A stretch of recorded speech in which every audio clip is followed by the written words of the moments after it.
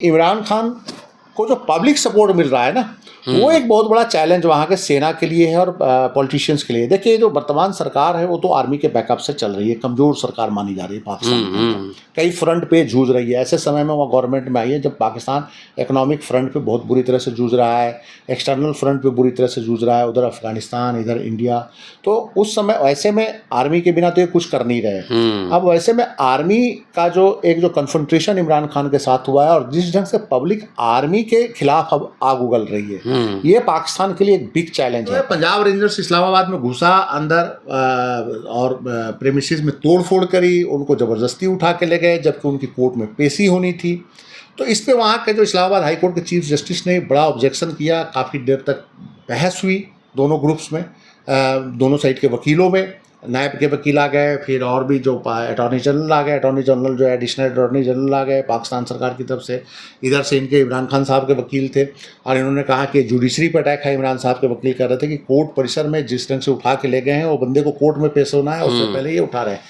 उस समय तो चीफ जस्टिस बड़े सख्त थे, लेकिन देर रात उन्होंने उनकी कस्टडी को लीगल ठहराया कि ठीक है। देर रात में पता नहीं क्या घटना हुई या प्रेशर हुआ, उस समय तो शाम को उन्होंने जजमेंट रिजर्व कर लिया, कहा मैं देर से सुनाऊंगा, देर रात उन्होंने कहा कस्टडी लीगल है। तो ये तो सारा घटनाक्रम है। इसमें कल एक बड़े इंपॉर्टेंट केस पे उनमें गिरफ्तारी हुई है, वो था अल कादिर ट्रस्ट जो है, जिसके लिए इन्होंने एक वहाँ के बहुत बड़े अल कादिर ट्रस्ट में, जो ये खुद और इनकी पत्नी उसके दो ही मेंबर हैं, वो ट्रस्ट एक यूनिवर्सिटी खोल रही है। तो उस ट्रस्ट के लिए एक वहाँ के बहुत बड़े बिल्डर हैं मलिक रियाज। तो मलिक रियाज से इन्होंने 450 एकड़ लैंड झेलम डिस्ट्रिक्ट में एज ए गिफ्ट लिया और नियर अबाउट 250-300 केनाल लैंड बनी गल्ला, जहाँ पे इमरान खान का अपना रेजिडेंस है, इस्लामाबाद के आउटस्कर्ट्स में बनी गल्ला है। मरी के हाइट्स, बड़ी पहाड़ियों के आसपास बहुत ही एक महंगा एरिया है, वहाँ पे इन्होंने उनसे मलिक रियाज से लैंड गिफ्ट लिया। तो ये एलिगेशन इन पे था, लेकिन गिफ्ट किस एवज में लिया, वो उससे ज़्यादा गंभीर एलिगेशन थे। गिफ्ट इस एवज में लिया गया था कि इमरान खान साहब जब प्रधानमंत्री थे तो उन्होंने मलिक रियाज को 50 अरब रुपया जो था, जो मलिक रियाज के जो मनी लॉन्ड्रिंग के पैसे थे, उसको स्टेट की संपत्ति और स्टेट के कोष में जमा कराने के बजाय उन्होंने मलिक रियाज के ही अकाउंट्स में जमा कराने की अनुमति दी थी। और मलिक रियाज का जो डेब्ट था, जो कर्ज था, उसमें वो 50 अरब रुपए का वो एडजस्टमेंट हो गया।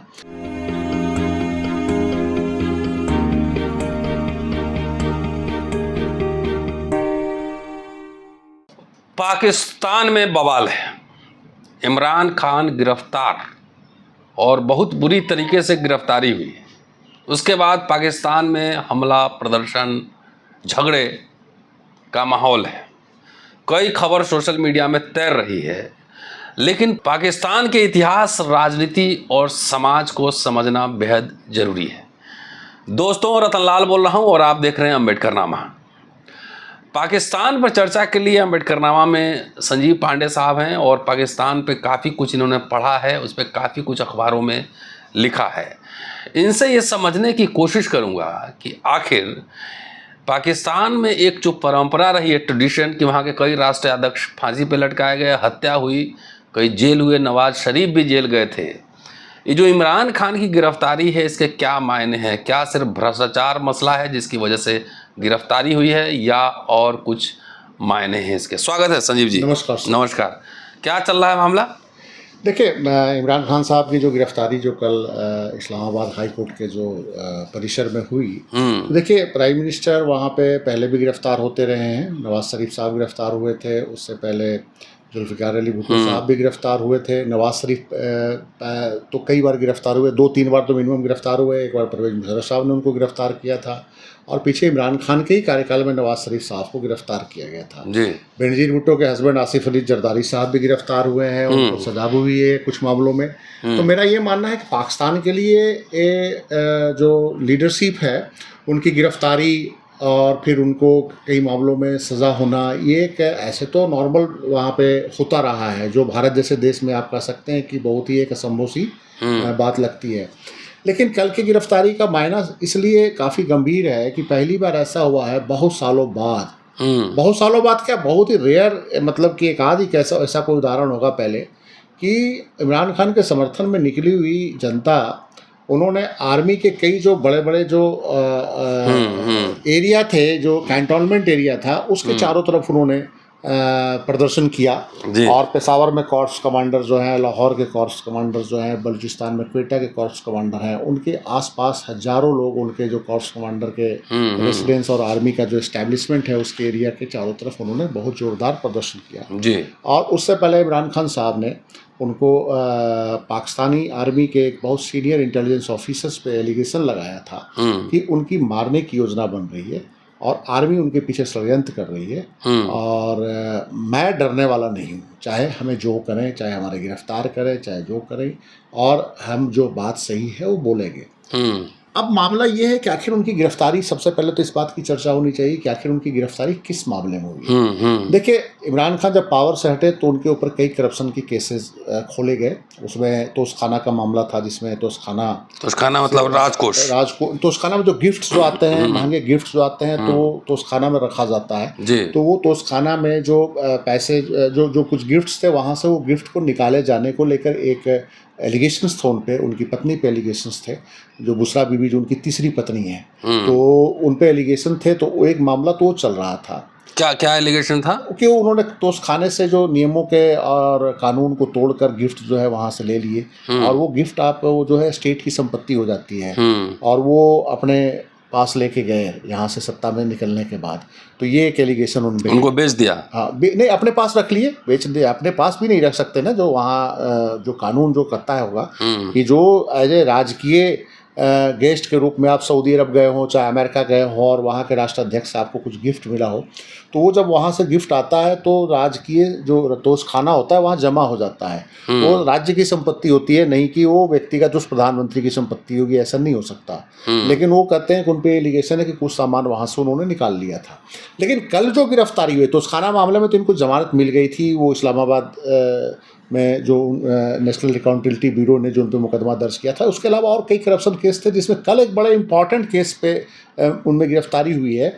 वो था अल कादिर ट्रस्ट जो है, जिसके लिए इन्होंने एक वहाँ के बहुत बड़े अल कादिर ट्रस्ट में, जो ये खुद और इनकी पत्नी उसके दो ही मेंबर हैं, वो ट्रस्ट एक यूनिवर्सिटी खोल रही है। तो उस ट्रस्ट के लिए एक वहाँ के बहुत बड़े बिल्डर हैं मलिक रियाज। तो मलिक रियाज से इन्होंने 450 एकड़ लैंड झेलम डिस्ट्रिक्ट में एज ए गिफ्ट लिया, और नियर अबाउट 250-300 केनाल लैंड बनी गल्ला, जहाँ पे इमरान खान का अपना रेजिडेंस है, इस्लामाबाद के आउटस्कर्ट्स में बनी गल्ला है। मरी के हाइट्स, बड़ी पहाड़ियों के आसपास बहुत ही एक महंगा एरिया है।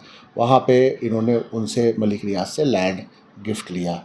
तो ये एलिगेशन इन पे था। लेकिन गिफ्ट किस एवज में लिया, उससे ज़्यादा गंभीर एलिगेशन थे। गिफ्ट इस एवज में लिया गया था कि इमरान खान साहब जब प्रधानमंत्री थे तो उन्होंने मलिक रियाज को 50 अरब रुपया जो था, जो मलिक रियाज के जो मनी लॉन्ड्रिंग के पैसे थे, उसको स्टेट की संपत्ति और स्टेट के कोष में जमा कराने के बजाय उन्होंने मलिक रियाज के ही अकाउंट्स में जमा कराने की अनुमति दी थी। और मलिक रियाज का जो डेब्ट था, जो कर्ज था, उसमें वो 50 अरब रुपए का वो एडजस्टमेंट हो गया। लेकिन ये 50 अरब रुपये आए कहाँ से थे? बेसिकली इसमें एक इंटरनेशनल इशू आ गया था कि ये 50 अरब रुपया यूके गवर्नमेंट ने पाकिस्तान को सौंपे थे। उनका कोई आदमी गिरफ्तार हुआ था? नहीं, वो गिरफ्तार हुआ था बेसिकली मलिक रियाज, जैसे हमारे यहाँ भी इंडिया में आप देखते होंगे पॉलिटिशियंस और बड़े बड़े जो लोग होते हैं, ब्यूरोक्रेट्स और कॉर्पोरेट, मनी लॉन्ड्रिंग करके सेफ हेवन्स में पैसे भेज देते हैं। फिर वो रूट होके इंडिया में आ जाते हैं, शेयर मार्केट्स में और अलग अलग जगहों पे वाइट करके वो आ जाते हैं, अलग अलग इन्वेस्टमेंट के नाम पे आ जाते हैं। ये फॉरेन कंपनी ने इन्वेस्टेड किया, जैसे अदानी के मामलों में आप देख रहे हैं कि सेल कंपनियां। मलिक रियाज साहब ने 50 अरब रुपया मनी लॉन्ड्रिंग करके यूके भेजा था। यूके में इनका एक बंदा पकड़ा गया। वहाँ के जो क्राइम एजेंसी है, 2002 में एक फाइनेंशियल क्राइम को देखने के लिए एक यूके की एजेंसी बनी थी, उसका एग्जैक्ट नाम मुझे नहीं याद है। उसने इस मनी को, ट्रेल को पकड़ने के बाद गिरफ्तारी हुई तो पता चला कि ये तो पाकिस्तान से इलीगल वो है। यूके हाई कोर्ट में केस चला, उन्होंने कहा कि इलीगल मनी है, इनको पाकिस्तान गवर्नमेंट को वापस किया जाए। पाकिस्तान के जो टैक्स मनी है या लोगों का पैसा है, ये ट्रेल होके यहाँ पे आया है और मलिक रियाज उसको लेके गया था। अब ये है कि वो 50 अरब रुपया जब वापस आने लगा तो मलिक रियाज ने इमरान खान साहब से बात करी। इमरान खान साहब प्राइम मिनिस्टर थे और मलिक रियाज का उस समय डेब्ट से रिलेटेड जो इश्यूज थे, जो वहाँ उन्होंने बैंकों से डिफाल्टर्स हो गए थे, अलग अलग जो कर्ज थे, उससे रिलेटेड एक मामला सुप्रीम कोर्ट में चल रहा था और उनके अकाउंट सुप्रीम कोर्ट ने सीज कर रखे थे। मलिक रियाज साहब ने इमरान खान से बात करी कि ये जो 50 अरब रुपया जो आ रहा है इसको आप स्टेट के अकाउंट में न डालें, जो यूके गवर्नमेंट कर रही है, आप इसको जो है लेके हमारे अकाउंट में जो सुप्रीम कोर्ट का सीज्ड अकाउंट है उसमें डाल दें, ताकि जो हमारा जो कर्ज की जो देनदारी है 50 अरब रुपए से चूक जाए। आप समझ रहे हैं ना गेम कहाँ किया? यहीं का पैसा रूट होके लंदन गया, लंदन से यहाँ वापस आया, वापस स्टेट के कोष में स्टेट के कोष में आना था, लेकिन ये चला गया उनके कोष में। उन्हीं का मलिक रियाज ने लॉन्ड्रिंग करी थी, तो मलिक रियाज ने कहा कि पैसा तो हमारा ही है, तो वो पैसा इन्होंने क्या किया कि स्टेट के कोष में देने के बजाय वो दे दिया मलिक रियाज के अकाउंट में ट्रांसफर हो गया, जो सुप्रीम कोर्ट में अकाउंट्स था। राइट। अब उसके बाद उसके एवज में मलिक रियाज ने इनको क्या दिया, उसके एवज में कहा जाता है, जो कल वहाँ के गृह मंत्री ने कहा, राणा सनाउल्लाह जो वहाँ के गृह मंत्री हैं, पंजाब प्रांत के हैं, इमरान खान के सियासी विरोधी हैं और बड़े ही हार्ड कोर माने जाते हैं। दूसरा ये है कि जिहादियों से बड़े उनके अच्छे संबंध रहे हैं और देवबंदी जो उलेमा है और देवबंदी जो जिहादी हैं उनके बड़े कट्टर समर्थक और उनके पोषक माने जाते हैं पाकिस्तान की पॉलिटिक्स में, राणा सनाउल्लाह जो है। तो उन्होंने कहा कि ये 50 अरब तो उन्होंने स्टेट का चूना अलग से लगाया। इसके एवज में मलिक रियाज से इन्होंने 450 एकड़ लैंड झेलम डिस्ट्रिक्ट में लिया यूनिवर्सिटी बनाने के लिए और उसके अलावा 200-250 केनाल इन्होंने जो जमीन लिया वो लिया क्या कहा जाता है बनी गल्ला में। उसके अलावा 5 अरब रुपए की कैश भी इन्होंने लिया। 5 अरब रुपए अच्छा कैश लिया, जो पैसे लिए इमरान खान साहब। तो ये गंभीर मामला था। लेकिन अब ये सवाल उठता है कि ठीक है इमरान खान साहब का ये है, लेकिन कल जिस ढंग से जो गिरफ्तारी हुई इमरान खान साहब, वो गिरफ्तारी इसलिए बड़ी गंभीर मानी जाती है कि Islamabad police national accountability bureau जो वहाँ की जो जांच एजेंसी है, जो करप्शन से लेकर टेररिज्म के मामले, जैसे हमारे यहाँ सीबीआई है, वैसे ही वहाँ पे नैब का गठन 1999 में परवेज मुशर्रफ साहब ने किया था। तो नैब जो है इंपॉर्टेंट जो पॉलिटिकल फिगर्स के खिलाफ, करप्शन से रिलेटेड अफसरों के खिलाफ, आर्मी अफसरों के खिलाफ जो करप्शन से रिलेटेड मामलों को नैब ही देखती है। राष्ट्रीय जवाबदेही ब्यूरो उसको बोलते हैं हिंदी में, अगर आप अंग्रेजी में बोलेंगे तो नेशनल अकाउंटेबिलिटी ब्यूरो है। तो वहाँ वो केस चल रहा, इन्होंने केस रजिस्टर किया था। लेकिन सवाल ये उठ रहा है कि नैब की टीम तो उस समय आई नहीं थी जब इमरान खान साहब इस्लामाबाद कोर्ट में अंदर पहुँचे, और इस्लामाबाद पुलिस भी उनको गिरफ्तार नहीं कर रही थी। पंजाब रेंजर्स वहाँ क्यों गए? बेसिकली जो रेंजर्स हैं, रेंजर्स आर्मी का ही एक आउटफिट होता है जो जहाँ पे सिचुएशन ख़राब होती है तो भेजा जाता है। जैसे अर्धसैनिक बल हमारे यहाँ सीआरपीएफ है, बीएसएफ है, वैसे ही अलग अलग स्टेटों में बेसिकली एक सेंट्रल ये फोर्स है जिसमें जनरली आर्मी के ही लड़के होते हैं, लेकिन वो रेंजर्स बोलते हैं, पाक रेंजर्स बोलते हैं। हमारे जो बॉर्डर डिस्ट्रिक्ट जो आप देखते होंगे अमृतसर में जो दूसरी तरफ से बाघा पे जो बॉर्डर जो शो भी रेंजर्स होते हैं, वो रेंजर्स होते हैं, बेसिकली आर्मी के जवान नहीं होते। जैसे हमारे यहाँ बीएसएफ है, ऐसे उन्होंने पाक रेंजर्स बना रखे हैं या सीआरपीएफ की तरह। रेंजर्स जो है, पंजाब रेंजर्स इस्लामाबाद में घुसा अंदर और प्रेमिसेस में तोड़फोड़ करी, उनको ज़बरदस्ती उठा के ले गए जबकि उनकी कोर्ट में पेशी होनी थी। तो इस पे वहाँ के जो इस्लामाबाद हाई कोर्ट के चीफ जस्टिस ने बड़ा ऑब्जेक्शन किया। काफ़ी देर तक बहस हुई दोनों ग्रुप्स में, दोनों साइड के वकीलों में। नायब के वकील आ गए, फिर और भी जो अटॉर्नी जनरल आ गए, अटॉर्नी जनरल जो एडिशनल अटॉर्नी जनरल आ गए पाकिस्तान सरकार की तरफ से। इधर से इनके इमरान खान साहब के वकील थे और इन्होंने कहा कि जुडिशरी पर अटैक है। इमरान साहब के वकील कह रहे थे कि कोर्ट परिसर में जिस ढंग से उठा के ले गए हैं वो बंदे को कोर्ट में पेश होना है, उससे पहले ये उठा रहे हैं। उस समय तो चीफ जस्टिस बड़े सख्त थे, लेकिन देर रात उन्होंने उनकी कस्टडी को लीगल ठहराया कि ठीक है। देर रात में पता नहीं क्या घटना हुई या प्रेशर हुआ उस समय, तो शाम को उन्होंने जजमेंट रिजर्व कर लिया, कहा मैं देर से सुनाऊंगा। देर रात उन्होंने कहा कस्टडी लीगल है। तो ये तो सारा घटनाक्रम है। अब मसला आता है कि करप्शन का। तो देखिए, करप्शन के केस में हम ये मान सकते हैं कि पाकिस्तान के अंदर जो करप्शन के जो मामले जो में हाई लीडर्स का कन्विक्शन होता रहा है और फास्ट कन्विक्शन होता है। जैसे हमारे यहाँ की तरह नहीं है कि एक बार सीबीआई मुकदमा दर्ज कर ले, 20-20 साल तक मुकदमा चल रहा है, और जैसे ही एक्यूज कहीं भी थोड़ा सा पावर में आता है तो बरी होकर निकल जाता है। जैसे मैं एक उदाहरण बता रहा हूँ कि जब इमरान खान साहब पावर में थे तो नवाज शरीफ के खिलाफ 2 मामले दर्ज हुए थे। एक मामला था अल अजीजिया स्टील मिल्स का मामला था, एक एवन फील्ड्स यूके में उनका एक जो उन्होंने प्रॉपर्टी परचेज करी थी, वो दोनों से रिलेटेड मामला था, जो आय से अधिक संपत्ति का मामला बताते हुए नेशनल अकाउंटेबिलिटी ब्यूरो ने उन पर मुकदमा दर्ज किया था। नवाज शरीफ और उनके बेटे और उनकी बेटी मरियम नवाज पे हुआ था। उसमें इन्होंने कहा था कि अल अजीजिया जो मिल्स है, जो सऊदी अरब के अंदर है, वो कहाँ से बनाया, कैसे बनाया, कहाँ से पैसा आया, इसका हिसाब किताब नवाज शरीफ साहब ने नहीं दिया है। और वहाँ पर जो यूके में जो इन्होंने प्रॉपर्टी खरीदी है, उसका भी हिसाब किताब नहीं दिया। और अकॉर्डिंग टू पाकिस्तानी लॉ इनको हिसाब किताब बताना पड़ेगा कि कहाँ से पैसा आया। और उस केस में एक मामले में उनको 10 साल की सज़ा हुई, एक मामले में 7 साल की सज़ा हुई। वो एक एग्रीमेंट के तहत अभी वो रिहा होकर लंदन में बैठे हुए हैं, फिर वापस आए नहीं कि बीमार थे, उनको सज़ा हो चुकी थी। तो इमरान खान साहब का अब चूँकि नवाज शरीफ के भाई पावर में है, प्राइम मिनिस्टर हैं, और दूसरा ये है कि उस समय नवाज शरीफ को जब पकड़ा गया था तो उस समय आर्मी का जो बैकअप था वो इमरान खान साहब के साथ था। आज जो आर्मी का बैक है वो शहबाज शरीफ के साथ है, जो नवाज शरीफ के छोटे भाई हैं। तो इमरान खान साहब पे सेम मुकदमा दर्ज हो रहा है। लेकिन जो इम्पोर्टेंट मसला ये है कि इमरान खान को जो पब्लिक सपोर्ट मिल रहा है ना, वो एक बहुत बड़ा चैलेंज वहाँ के सेना के लिए है और पॉलिटिशियंस के लिए। देखिए, जो वर्तमान सरकार है वो तो आर्मी के बैकअप से चल रही है, कमज़ोर सरकार मानी जा रही है पाकिस्तान में, कई फ्रंट पे जूझ रही है। ऐसे समय में वो गवर्नमेंट में आई है जब पाकिस्तान इकोनॉमिक फ्रंट पे बहुत बुरी तरह से जूझ रहा है, एक्सटर्नल फ्रंट पे बुरी तरह से जूझ रहा है, उधर अफगानिस्तान, इधर इंडिया। तो उस समय ऐसे में आर्मी के बिना तो ये कुछ कर नहीं रहे। अब वैसे में आर्मी का जो कन्फ्रंटेशन इमरान खान के साथ हुआ है और जिस ढंग से पब्लिक आर्मी के खिलाफ अब आग उगल रही है, ये पाकिस्तान के लिए एक बिग चैलेंज है। पहले भी नवाज शरीफ अरेस्ट हुए थे, मुशर्रफ ने अरेस्ट किया था, लेकिन ऐसा कुछ नहीं हुआ कि नवाज शरीफ के समर्थक सड़कों पे आकर आर्मी के अगेंस्ट आ गए थे। मार्शल लॉ लागू हो गया, पब्लिक थोड़ी दिन के बाद, लेकिन ये इस बार थोड़ा आर्मी को वहाँ बड़ा सम्मान के दृष्टिकोण से देखा जाता रहा है। पहली बार बताया जा रहा है कि आर्मी पे तमाम क्वेश्चंस उठाए जा रहे हैं कि पिछले 70 सालों में आपने क्या किया। सोशल मीडिया पे आर्मी पे ये क्वेश्चंस हो रहा है कि पिछले 70 सालों में आप इंडिया से युद्ध हारे, कश्मीर पे आपने कोई सोल्यूशन नहीं निकाला, पाकिस्तान में गरीबी बढ़ गई है, पाकिस्तान डिफ़ॉल्ट होने की पोजीशन में आ गया है, आपके आर्मी के पास लड़ने के लिए अब सामान नहीं है। तो 70 सालों में आर्मी ने क्या किया, ये सवाल पिछले कई दिनों से उठ रहे हैं और कल भी ये लोगों ने उठाए, इमरान खान के समर्थन में जो लोग आए थे। अच्छा। तो ये आर्मी पे जो क्वेश्चन उठ रहा है, इससे दुनिया इसको बड़ी नज़दीक से देख रही है कि भाई आर्मी पे जो ये पहली बार इतना सवाल हो रहा है पिछले 70 सालों में। आर्मी डायरेक्ट रूल करती रही है और आर्मी को तो पाकिस्तानी कहते थे कि आर्मी में एक जवान भी लग जाए उसके घर में तो पूरे गाँव में और पूरे इलाके में उसका सम्मान बढ़ता था। तो ये मतलब कि एक बड़ी अजीब सी स्थिति है कि आर्मी पे जो सवाल उठ रहा है वो एक बड़ी चिंता का विषय है कि आर्मी पे सवाल क्यों उठ रहे हैं। उसमें उनकी कोई एक आध मसला उनके निजी जीवन से भी जुड़ा हुआ, उनकी कोई बेटी है जिनको देखिए, इमरान खान साहब के ऑफिशियल शादी तो 3 है।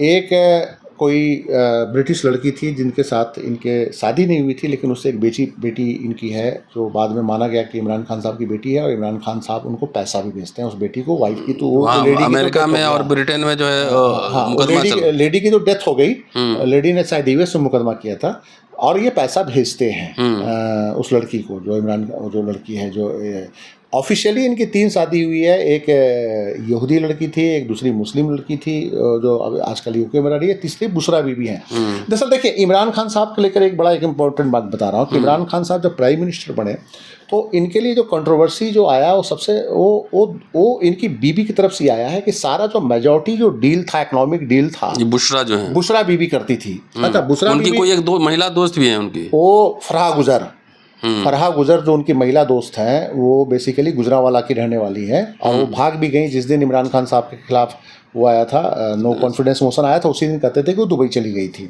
और मैक्सिमम डीलिंग जो है वो फरहा बीबी ही करती थी और वो बुशरा बीबी के थ्रू करती थी। और बताया जा रहा था कि 2 पावरफुल लेडी थी जो पूरे इमरान खान गवर्नमेंट को एक तरह से चला रही थी और इमरान खान साहब इनकी बातों को ना नहीं कर सकते थे। अब बुशरा बीबी का क्या इम्पैक्ट था कि इमरान खान साहब कहते हैं कि मुझे तो उनमें पीरनी नज़र आई, मुझे वहाँ पाकपटन में मिली थी शेख फरीद के मज़ार पे, और वो हमारे लिए तो एक पीरनी है, पीर जैसे मुर्शद और पीर का संबंध उन्होंने बताया इमरान खान साहब ने। बुशरा बीबी की पहली शादी से उनके 5 बच्चे हैं, उनके हस्बैंड अलग रहते हैं, वो भी एक ऑफिसर थे जो बुशरा बीबी की जो पहली शादी थी। तो इमरान खान साहब से भी उनकी दूसरी शादी, इमरान खान साहब के ऐसे ऑफिशियली ये चौथी बीबी हैं और बुशरा बीबी के वो दूसरे हस्बैंड हैं खान साहब जो हैं। तो वो जो है बुशरा बीबी जो है वो मेन डील करती थी। आर्मी ने कुछ टेलीफोन भी इंटरसेप्ट किए थे।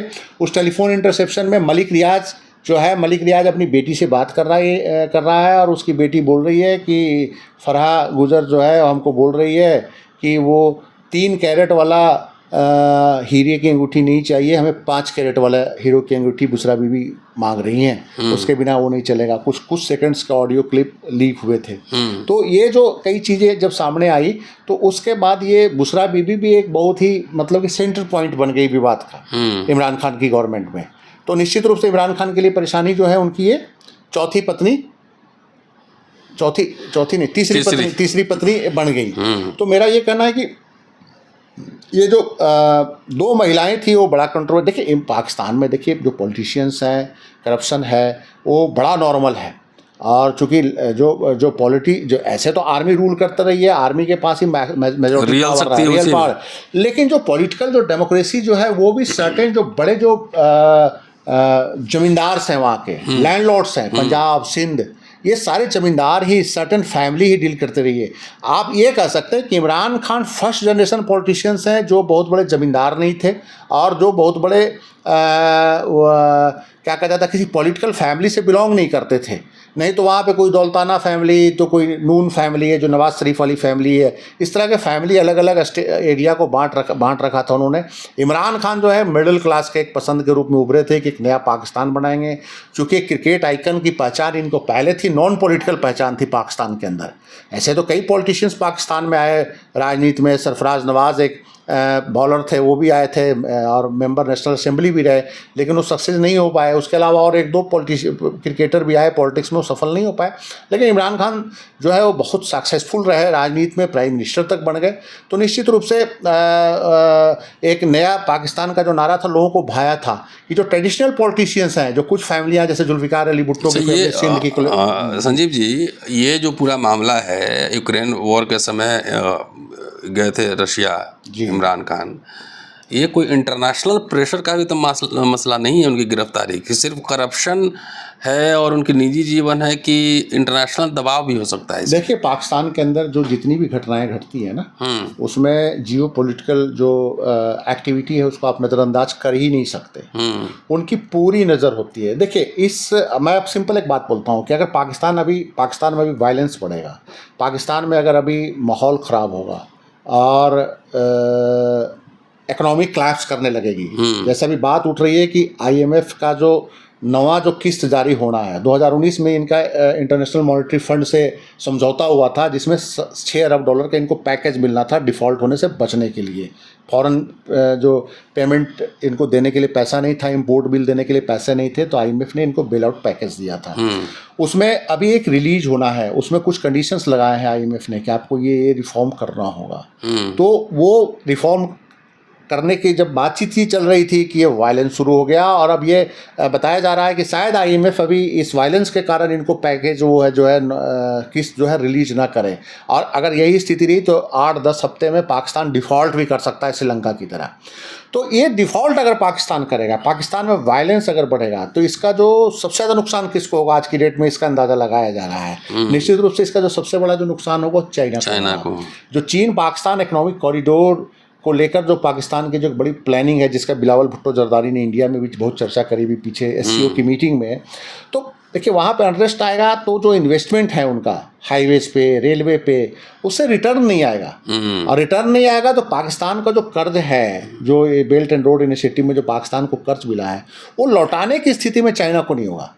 अब चाइना जो है या तो उसको अपने कंट्रोल में लेगा, लेकिन अपने कंट्रोल में भी लेके क्या करेगा? पाकिस्तान वो श्रीलंका तो है नहीं, बहुत वायलेंट स्टेट है। इनके जो अपने जो काम करने वाले चाइनीज वर्कर्स हैं वही पाकिस्तान के अंदर सुरक्षित नहीं है। पिछले 2 सालों में 4-5 अटैक्स हुए हैं चाइनीज लोगों पे, तो चाइनीज उससे परेशान भी हैं। तो ये निश्चित रूप से जो जियो पॉलिटिकल गेम को आप इससे इग्नोर नहीं कर सकते। देखिए इमरान खान साहब एक इंडिपेंडेंट फॉरेन पॉलिसी अपनाना चाह रहे थे। उस फॉरेन पॉलिसी में वो इंडिया का उदाहरण देते थे कि इंडिया कहाँ अमेरिका के प्रेशर में है, अपनी मर्जी से फॉरेन पॉलिसी करा है कि चाहे हमने रूस से तेल लेना है तो लेना है, और इस क्राइसिस में रूस से तेल लेके इंडिया अपनी इकोनॉमी को बचा रहा है, लेकिन हम रूस से तेल ले नहीं सकते क्योंकि अमेरिका का प्रेशर है। तो पाकिस्तानी आर्मी के अंदर जो अमेरिकन जो इन्फिल्ट्रेशन है, या बेसिकली जो पाकिस्तान के जो आर्मी के जो मेजॉरिटी ऑफिसर्स टॉप लेवल्स के हैं, उनकी स्पेसिफिक ट्रेनिंग UK में और अमेरिका में होती है। 2 साल 3 साल के कोर्स पे जाते हैं, तो उसी समय उनको पूरा का पूरा एजुकेट कर दिया जाता है कि आपने अमेरिकन और ब्रिटिश इंटरेस्टों को पाकिस्तान में कैसे देखना है। ये लंबे समय से 70 सालों से वो अमेरिकन और पाकिस्तानी वहाँ पे कर रहे हैं। उसके अलावा आप समझ सकते हैं कि हर स्टेट में छोटे छोटे डिस्ट्रिक्ट्स में भी CIA के बहुत बड़ा ऑपरेशन है वहाँ पे, और अनऑफिशियली लोग बोलते हैं कि 2,500 से 3,000 CIA एजेंट्स एम्बेसी के अंदर, अलग अलग कॉन्सुलेट के अंदर, पाकिस्तान के अंदर, कराची से लेके नॉर्थ तक बैठे हुए हैं, और वहाँ पे चाइना भी घुस रहा है। तो अमेरिका कभी नहीं चाहेगा कि चीन पाकिस्तान इकोनॉमिक कॉरिडोर सक्सेस हो और चाइना का बहुत ज़्यादा प्रभाव बढ़े। अब देखिए 4 दिन पहले क्या हुआ, 4 दिन पहले चाइना के विदेश मंत्री और पाकिस्तान के विदेश मंत्री और अफगानिस्तान के विदेश मंत्री की मीटिंग हुई थी इस्लामाबाद के अंदर, और उस मीटिंग में तय हुआ था कि belt and road initiative, China Pakistan economic corridor को अब हम लोग अफगानिस्तान तक एक्सटेंड करेंगे। और तालिबान के जो विदेश मंत्री थे मुल्ला अमीर खान मुत्तकिल उनका नाम है, उन्होंने कहा था कि हाँ आप अफगानिस्तान तक इसको, पेशावर तक तो ऑलरेडी आ चुका है, हाईवेज बन चुके हैं, रेलवे लाइंस आप बना ही रहे हैं, आप इसको काबुल और आगे अफगानिस्तान के अंदर इसको बढ़ाइए। तो इस पे रजामंदी हो गई थी। और बेल्ट एंड रोड जो इनिशिएटिव है वो अमेरिकन और जो यूरोपियंस हैं वो उसको टारगेट में किए हुए हैं। तो निश्चित रूप से जियो पॉलिटिकल जो एक सिचुएशन है उससे आप इग्नोर नहीं कर सकते। और इमरान खान, और दूसरा जो पाकिस्तानी आर्मी भी नहीं चाहती कि कोई जो पॉलिटिकल लीडरशिप है वो इंडिपेंडेंट फॉरेन पॉलिसी पे लेके बात करे। और देखिए अब इमरान खान हर जगह आर्मी के लिए हर्डल बन रहे थे। पिछले साल कमर जावेद बाजवा ने स्पेशली कहा था कि हम भारत से बातचीत करते हैं, ट्रेड को बहाल कराते हैं। उरी अटैक के बाद और पुलवामा अटैक के बाद भारत के रिलेशंस बहुत ख़राब हो गए थे, और सीज फायर का एग्रीमेंट इसीलिए इन्होंने किया, बाजवा ने और भारतीय सेना ने। कश्मीर के अंदर थोड़ी सी हिंसा रुकी, बाजवा इस प्रोसेस को आगे बढ़ाना चाह रहे थे, लेकिन उस प्रोसेस में इमरान खान सबॉटेज कर रहे थे। अच्छा, इमरान खान लगातार हडल बन रहे थे कि नहीं, पहले कश्मीर को लेकर आप कमिटमेंट इंडिया से लो, या वो जो 2019 से पहले की जो पोजीशन है उसको बहाल कराओ। 370 के जो राइट्स हैं जो कश्मीरियों को जो मिले हुए थे उसको बहाल कराओ, जो स्पेशल राइट्स थे। आर्मी के अफसर कह रहे थे कि ये जो इंडिया ने किया उसको एक तरफ रखो, हमने पहले रिलेशन सुधार करके ट्रेड बढ़ाए ताकि हमारी इकोनॉमी सुधरे। अब इसमें इमरान खान लगातार हडल बने हुए थे, जिसके कारण बाजवा के वो निशाने पे आ गए। अभी जनवरी में वहाँ की इकोनॉमी की क्राइसिस को देखते हुए शहबाज शरीफ ने UAE के राष्ट्राध्यक्ष से कहा था कि आपके इंडिया से बहुत अच्छे रिलेशंस हैं और आप काइंडली हम दोनों के बीच पैचअप करवाइए, रिलेशंस को ठीक कराइए। जिस दिन इन्होंने ये बयान दिया उसके अगले दिन इमरान खान और उनके समर्थक चीखने लगे कि ये तो भारत के, ये पहले ही भारत से बिजनेस करता रहा है, इसका स्टील के कारोबार भारत के साथ सहयोग से चलता है, इसका शुगर मिल जो है उसमें इंडियंस के इन्वेस्टमेंट्स हैं। तो लगातार उन्होंने हल्ला करना शुरू कर दिया, शहबाज शरीफ को बैकफुट पे आना गया। इसी ढंग से वहाँ पे लगातार मतलब कि जो पॉलिटिकल लीडरशिप आर्मी, अभी जो नए आर्मी चीफ आए हैं वो इसीलिए उन्होंने अभी तक कोई राय नहीं दी है इंडिया को लेकर, हालांकि वो भी चाहते होंगे कि रिलेशंस ठीक हों। तो ये जो है इमरान खान हमेशा स्ट्रीट फाइटर के रूप में सामने आते हैं कि आप इंडिया से कैसे बातचीत कर रहे हैं, कश्मीर पे तो इंडिया आपसे कोई बातचीत करने को तैयार नहीं है। तो ये कई मसले हैं जो एक सामने आया है। तो निश्चित रूप से ये जो है अगर पाकिस्तान डिस्टेबल होगा तो एक प्रॉब्लम इंडिया के लिए भी आएगी। चलिए, शुक्रिया संजीव जी। और ये था राज इमरान खान के गिरफ्तारी के कुछ गूढ़ रहस्य, जो आपको और मीडिया में कहीं नहीं मिलेगा, लेकिन लेयर दर लेयर कई तरह की वजह हैं उनकी गिरफ्तारी की। पूरा वीडियो देखिएगा, सुनते, शेयर और सब्सक्राइब करते रहिएगा। जल्दी मिलता हूँ आपसे अगले एपिसोड में। शुक्रिया।